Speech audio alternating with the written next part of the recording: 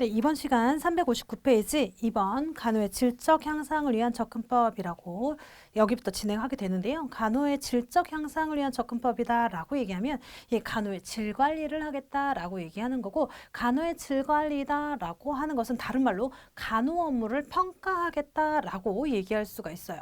간호 업무를 평가하겠다, 간호의 질을 평가하겠다, 간호의 질적 향상을 위한 접근법으로 무엇이 있냐라고 얘기하는 건데, 이 결국 간호 업무를 평가하겠다, 간호의 질을 평가하겠다라고 얘기하는 건 간호의 우수성 정도를 평가하는 거예요. 간호의 우수성이라고 하는 것은 간호의 질을 향상시키기 위해서 무엇보다 현재 시행되고 있는 간호가 얼마나 적절하고 효과적인지를 결정하는 것을 간호의 질 평가다라고 얘기할 수 있어요. 간호의 질이라고 하는 것은 결국 뭐였냐면 환자가 요구하는 간호가 어떻게 적용되었는지, 어떻게 환자에게 적합하게 효과적으로 적용되었는지를 보는 것을 우리는 간호의 질이라고 했죠. 그걸 다시 말해 간호사에 의해 환자 요구에 따라 개별 환자에게 적용된 환자 간호의 수월성 정도를 우리는 간호의 질이라고 얘기했단 말이죠.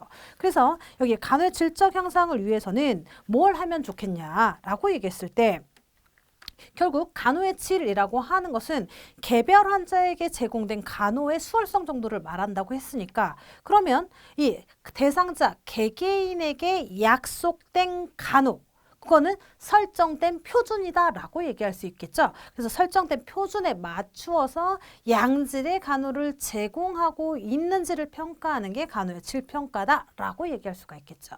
그래서 간호의 질평가다라고 얘기했을 때 누가 얘기했냐면 도나베니언이라는 학자가, 도나베니언은 환자에 대한 높은 수준의 간호를 정하고 유지하고 보장하는 질적 보장을 위해서 간호 업무의 질을 평가하기 위한 세 가지 접근 방법으로 구조적, 과정적, 결과적 접근 방법에 대해서 얘기를 했죠. 그래서 구조적인 거는 뭐냐?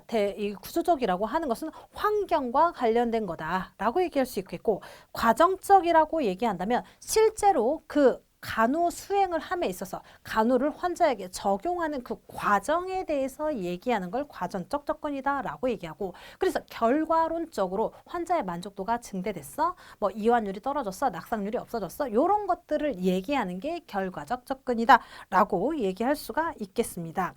그래서 이 구조적 접근이다라고 보시면 359페이지에 결국 뭐와 관련돼 있다? 환경과 관련돼 있다라고 얘기해요. 이 환경은 첫 번째 줄에 물리적 환경을 얘기하고 있는 거죠. 물리적 환경뿐만 아니라 조직 구조, 재정적 자원, 비품 이런 것들을 포함하고요.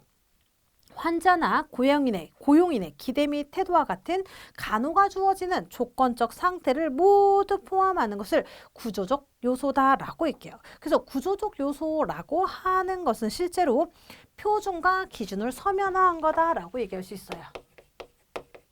표준과 기준을 서면화. 이게 뭐라고요? 구조적 접근인데 구조적 요소. 구조적 요소다라고 얘기했을 때 표준과 기준이 서면화된 것을 얘기하고 작업 환경,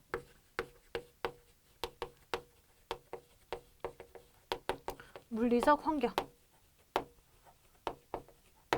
환경 등이 구조적 접근에 해당한다라고 얘기할 수가 있겠고, 인적, 물적, 재정적, 인적, 물적, 재정적 측면에 각각의 항목이 그 인적, 물적, 재정적 측면에 각각의 항목이 표준에 부합하는지 정도를 보는 걸 구조적 요소다라고 얘기할 수가 있겠습니다.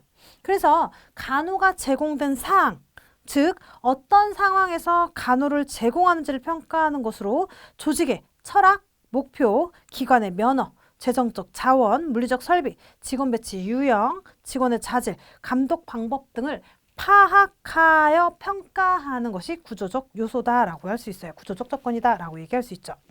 그래서 간호조직의 목표나 철학, 정책, 조직 구조, 간호 절차, 직무 기술서, 전문 인력의 수와 종류 및 자격 요건과 같은 인적 자원. 인적 자원이라고 하면 환자 대 간호사의 비율을 얘기하는 거예요.